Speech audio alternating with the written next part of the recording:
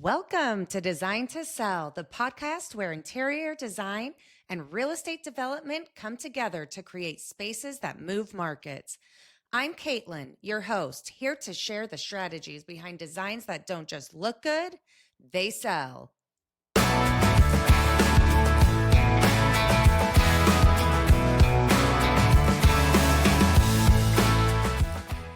Welcome back to Design to Sell, the real estate investor's guide to design-driven profit. I'm Caitlin, your host, and today we're going to be diving into one of the most crucial parts of your investment project: how to create a smart, profitable design budget. This episode is for anyone flipping homes or building new construction properties who want to maximize the ROI without sacrificing great style. Whether you're on your first flip or 15th, budgeting for design is where the profit is made or lost. I know that I've said this before time and time again, but materials make or break a project. If you overspend on materials, it can greatly increase your budget and take away from your ROI. So let's dive in. Why is budgeting for design matter? Design isn't just cosmetic. You really, as I say all the time, need to be strategic about this. The right budget allocation can increase perceived value, decrease time on market, and help your property stand out in competitive neighborhoods. Designing without a plan, as I said in the last episode, really can blow your budget. A budget with no design strategy are missed opportunities. You really need both. Just as you spend all the time analyzing a deal and trying to see what the ARV will be and if it's worth buying, you need to do the same with design. Where are you willing to spend your money? Where is it not going to help your ARV? And where will it help your ARV? So let's start with your numbers. ARV, meaning after rehab value, and renovation cap. What is the max that you're willing to spend on your renovation? ARV is your projected sale price post renovation.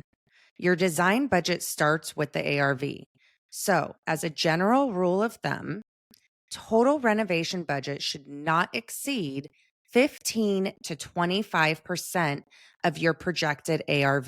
This depends on the property condition, market, and of course, your scope of work. For example, if your ARV is 400,000, your total reno budget should be between 60 to 100,000. Design-related finishes, meaning fixtures, flooring, paint, lighting, kitchen, bath, etc., will be a subset of that, usually about 40 to 60% of the total reno budget. That means you're spending around 24 to 60,000 on design-related elements. This isn't including cost of labor. So what you want to make sure that you're doing is cost of labor is typically what it is. You're not really going to be able to navigate that too much or negotiate too much of that. Remember, you want quality work done, because if you spend less on what your material cost is, you could find materials that look really good and look expensive, yet the installer installs it totally wrong and it makes it look cheap. So you really want to make sure that your installers know what they're doing and that they're going to install it properly. And that cost just really isn't going to change much. Where you can navigate this is in your materials and spending less on materials.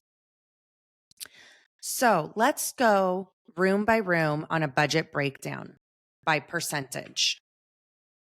This is the best way to break down the design portion based on buyer priority. So the number one priority for buyers is a kitchen. Your kitchen should be about 25 to 30% of the design budget, not the total budget, the design budget. The next point is going to be your primary bathroom. that primary bathroom needs to be about 15 to 20% of your design budget. Remember, these are the two areas that whoever is buying your home is going to spend the most time. So they are really your key areas of where you want to spend your most budget on. The next room are going to be the secondary bathrooms. These should be a cohesive design. This is where you can kind of repeat designs. You don't need to go over the top and design each bathroom separately. A lot of times in all of my new developments and flips, I will go ahead and design the kids' bathrooms or the guest bathrooms, also known as secondary baths, the exact same, unless it's a powder room. Mostly because these bathrooms are the ones that either the kids are going to use, or maybe a live in relative, or somebody that is not purchasing the home. So you don't need to go over the top with that. So again, the secondary bath should be about 10% of your design budget. Now let's move on to flooring. This is for a whole house value. I like to stay consistent in flooring. For example, in Arizona, engineered hardwood is highly sought after in all rooms. This should be about 10 to 15% of your design budget. Make sure that they look nice, but remember, you don't want to overpay for this. The next thing you're going to do is paint, interior. This should only be about 5% of your design budget. A budget-friendly refresh, make it cohesive, the same color throughout. That will help save money on labor and save money on paint and materials. So if you just do one color throughout, that also allows the buyer to come in and personalize different spaces. I always love going with a basic white from Sherwin-Williams, like alabaster, pure silk, or something like that, that is a nice creamy white. It helps keep the interior light and bright and open. The next spot that you're going to want to spend money on is lighting fixtures. That should be about 5 to 8% of your design budget. These have a high visual impact. The places you really want to focus on for lighting fixtures that you want to spend a little bit more on that versus the other areas would be dining, kitchen pendants, and primary bedroom and bathroom. The other areas you can get away with the bedrooms having fans or lesser fixtures that don't pop as much. But with this, you want to spend at least 3/4 of the 5 to 8% on the kitchen and primary bed and bath. The next area is going to be the exterior, paint, door, fixtures, etc. That should be about 5 to 10% of your design budget. Remember, curb appeal sells. This is the first thing that they're going to see when they drive up to your home. This is what's going to make them decide whether they want to get out and spend time viewing the home or move on. Today, we're in a fast-paced world, and a lot of people will drive up to a showing, and if they're not caught with the look of the exterior, then they'll move on. They'll not even come in. So make sure you catch their eye and their emotion right away. The next is going to be your miscellaneous finishes like hardware, mirrors, etc. This is going to be about 5 to 7% of your design budget. These are the finishing polishes, cabinet hardware, door fixtures, all of those things that are the little details that if you don't do will make the house feel off. But you could also find a lot of these finishes for a really good price. The next thing that you want to make sure that you're doing is to not skimp on kitchens, primary baths, or flooring. These are the main things buyers notice when purchasing a home. So if you skimp on these, they'll wonder, what else did you cheap out on? If you'd like to visit my website, I will also have on there materials that I personally use for a lot of the finishes that you can get direct links to. So make sure to visit CaitlinMortonDesign.com, as you'll be able to get access to all of those little finishes that I have found that are budget friendly but give a really big impact. Now let's discuss what your design budget should look like. Here's how to organize your budget categories. You're going to want to start with kitchens, cabinets, countertops, backsplash, sink, faucet, hardware, lighting, and appliances. Some of these items you can lower the cost on, and some it just is going to be what it is and what is demanding upon your buyer in that area. For example, some areas, the appliances required are going to be Wolf or some of those higher end appliances. Whereas other areas you can get out on doing more like a Thermador or KitchenAid, but gives you the same look as Wolf, but it's not as in high demand to have those name brand appliances. Sink and faucets is where you can really save some good money. There's a lot of companies that have really great hardware for a reasonable price. Again, visit my website for that exclusive information. The next area that you're going to focus on are bathrooms, primarily the primary bathroom, vanities, tile, mirrors, lighting, and plumbing fixtures. In the primary bathroom, you really want to make sure that you're doing cabinets that are a good quality. However, in the other secondary bathrooms, you can get away with saving money by doing pre-built vanities and subway tiles and doing plumbing and lighting fixtures, for example, that are off of Amazon. Remember, it's all about finding different places that you can purchase and spending that time as to where you can save the money, still get the great look, and not affect your budget. The next place you want to go is flooring. Choose materials based on location. So again, this is where we're going to base the material off of who your target buyer is.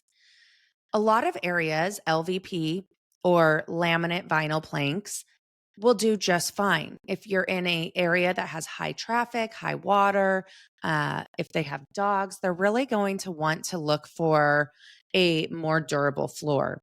The second flooring that you could do is engineered hardwood. A lot of areas really require more of an engineered hardwood. It's more expensive looking, and you can get a decent quality engineered hardwood for a pretty decent price. This is where I really, if you did engineered hardwood or even LVP, I would not spend more than $5 a square foot if the house is 3 million or under. You want to make sure that you are basing this off of, again, the targeted buyer, but also your budget. Another place is going to be paint. Include labor and materials separately. Again, labor is going to be based off of how many different paint colors you use. Are you doing two-tone, meaning the walls are one color and the ceiling is a different color? That's going to be based off of the labor. Or are you just going to do it all one color and white? Are you going to have accent walls? That's a huge thing. This is where you can really save money. Instead of using paint as a accent, there's so many other ways that you can create a nice accent with moldings and other aspects like that.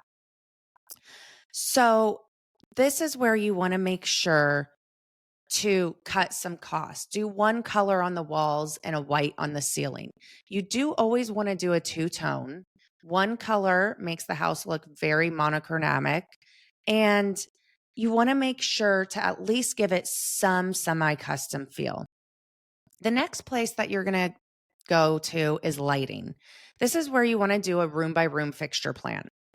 For example, kitchen, you want to spend a little bit more. Primary, again, you want to spend a little bit more.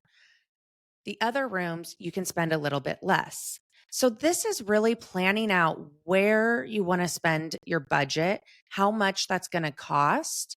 For example, if you have a lighting budget of $10,000, you're going to want to spend about three-fourths of that, meaning around 7,000 for your primary areas. And then the rest of the budget is going to go to the other rooms. The next is going to be your exterior design. Front door, paint, house, numbers, lights, and mailbox. Again, curb appeal matters. So you really want to make sure that these areas have a big wow feature. The next thing, and this is extremely optional that you're going to add into your budget, is staging. This is really going to be based on, are you doing a pre-sale, meaning are you going to start listing your project while you're building? This is a really good opportunity to get buyers in and allow them to come in and customize what they want. This is also a good area where you can make some decent money if you do a pre-sale, because you can do upcharges for upgrades that you wouldn't have normally done in your budget had you waited to list it until it was done. If you're going to wait to list it until you have your C of O, then staging is a 50-50 thing. Some areas really require it and they expect staging. If it fits in your area and your price point and budget, I would budget about $1,500 to $3,000 for key rooms for staging. This is a little bit low. However, staging is really not necessary. It's not what's going to sell your house. So you want to make sure that if you are staging, it's not cutting into your budget and keeping you from being able to do other aspects in the property that are going to sell the home. The next thing you want to add are contingencies. Always, always, always add contingencies. Add a 10 to 15% buffer to handle price changes or sourcing issues.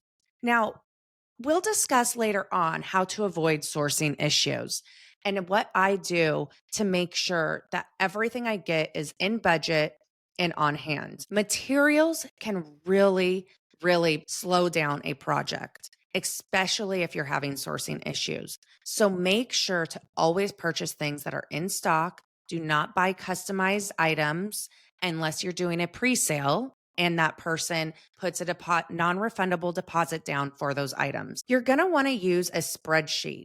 I use Google Sheets, but there's other ones like Notion or Trello to track every selection and invoice. Do this from the very beginning, or at the end, you'll have an accounting nightmare. Make sure to always have a weekly day for all of your computer work to add all of this in and make sure that you are staying on budget. If you're starting to go over budget on items, this will allow you to reel that in before it's too late. The next thing that you're going to want to do is figure out how to stay on budget. Just like we kind of mentioned before here with making sure to reel in all of your materials and making sure you're staying on budget financially on that end, here are some really easy ways to stay on budget throughout the process. You're going to want to set anchor pricing early. Appliances, countertops, flooring. Those are the items that, one, easily go in and out of stock. So you're really going to want to have, if you're not ready to order them yet, have a few on hand that you can go to. This way you can pivot if when you're ready to order it, your primary choice is out of stock. Again, same thing with countertops. Utilizing items like quartz or other items like porcelain really helps reel in. Again, appliances, dependent on who your buyer pool is. The next thing you're going to want to do is shop in tiers. You're going to want to focus on those splurge key areas that you want to splurge on. For example, the kitchen and primary bathroom. And you're really going to want to focus on where you can save in the other areas. For example, instead of getting marble, get a marble look porcelain. Or instead of using a fancy tile in a secondary bathroom, utilize a subway tile and have the layout be more modern. The other thing you're going to want to do is order early if you can. I understand a lot of projects this isn't actually possible because there's a lot of investors that are funding these investments personally. And you don't always have the ability to order everything up front or even the storage to order everything up front. So, this is where planning comes into place. As a designer, I always make sure I have a few different options for when we're ready to order those items. This helps me keep on track with the budget, but also pivot when other items are out of stock or on back order. I always only order things that are in stock, ready to deliver. So this means you will get the item within 3 to 5 business days. Do not ever order anything that's on back order because you cannot plan for that. Another thing you want to do is, like I just said, pre-select everything before demo starts. Remember, you need a plan, and that plan is contingent and based off of what your budget is. So, in order to have the construction process go smoothly, you need everything picked out before demo starts. So right when demo's done, your contractor can start all of the rough ends for the plumbing, the lighting, any lighting that you're going to do. Under cabinet lighting needs to be pre-planned. Wall sconces need to be pre-planned.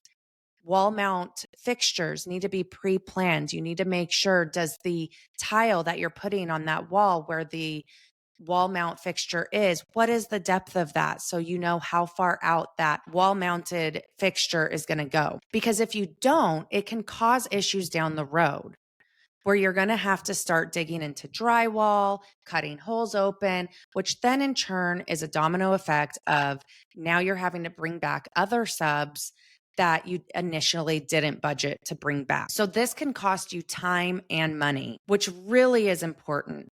You need to make every selection right at the beginning. I can't stress enough how important that is. And every selection that you make with every contingency that is in the same selection category.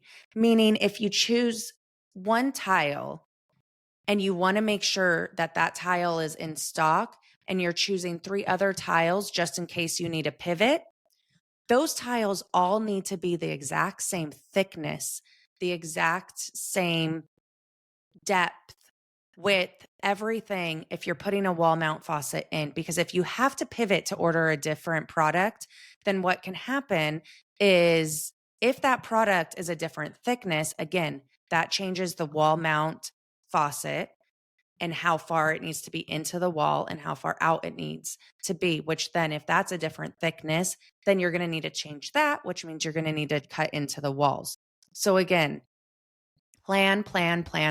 If you don't have that design plan for every item up front, you will find delays and issues down the road. Design decisions made after framing is delayed timelines and blown budgets. Remember that. So to kind of wrap this up, design equals ROI, not just aesthetic. Great design makes you money. It's as simple as that. If you have a killer design, that house is going to sell quickly. And if you have a killer design that you planned out and your contractor has a full plan, that means your project's going to be on time and sell quickly, which is really good for your ROI. When done well and within budget, you'll attract higher offers, reduce time on market, and create stronger emotional buyer connections. You're not designing your dream home. Remember that. Take your emotion out of this. You're designing a buyer's dream home, not yours. Design for the buyer's lifestyle within a profitable range. Again, you want to design for the masses.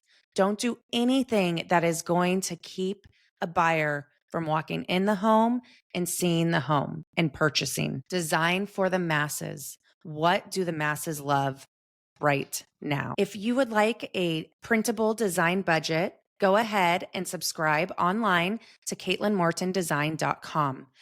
You'll have unlimited access to all of my design links, budget, suggested percentages, products, and trackers. So again, thanks for tuning in to Design to Sell. If today's episode helped you reframe your design budget strategy, please rate and review the show. And don't forget to subscribe. Next week, we're covering how to create your finished schedule and to stay 2 steps ahead of your contractor. Always stay ahead of the contractor. Until then, design smart and sell smarter. Thanks for listening to Design to Sell. If you enjoyed today's episode, be sure to follow, rate, and share. For more tips, inspiration, and behind the scenes content, follow us on Instagram at Caitlin_Morton_design or visit us at www.CaitlinMortonDesign.com. Until next time, keep designing with purpose and selling with style.